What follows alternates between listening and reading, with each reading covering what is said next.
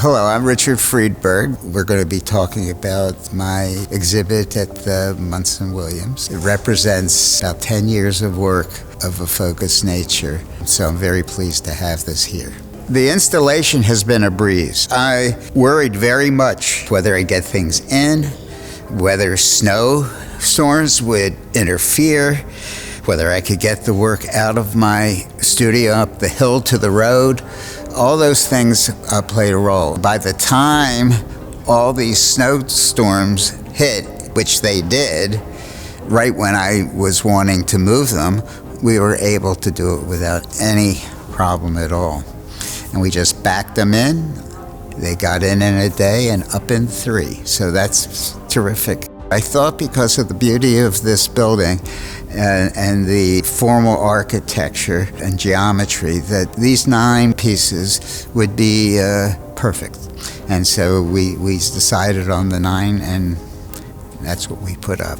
I really hope people have a chance to see it, especially in these times where we want to be in open space. This is a beautiful open space to walk around in. A terrible beauty. The source of the phrase comes from a Yeats poem called Easter. And it's a wonderful poem, and it's about the Irish Rebellion of 1916. Terrible beauty is a refrain that moves through the different stanzas of the poem.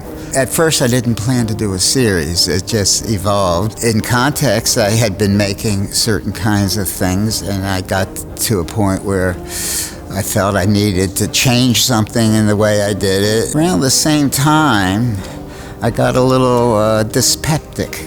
This is around 2008 to 2010, and in the midst of this, the Gulf horizon exploded.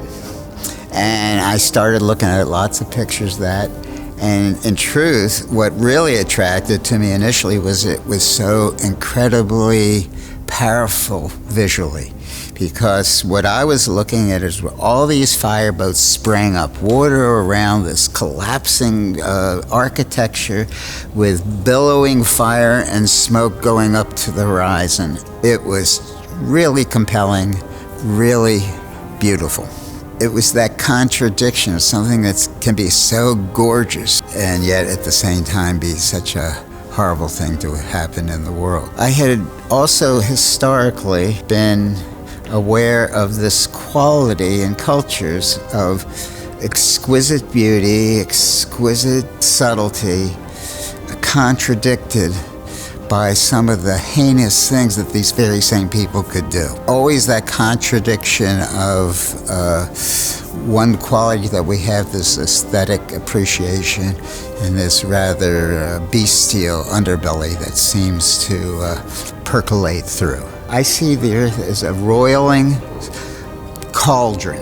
At one time the cauldron's bubbling here, and sometimes it's bubbling over there, and sometimes it's natural, there are political forces at play. There's this constant ebb and flow of history, of turmoil, and of catastrophe.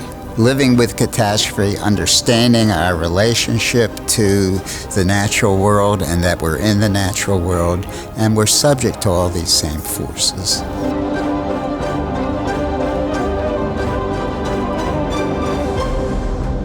More an engagement with this perception of fluidity and change. That's what I hope people get out.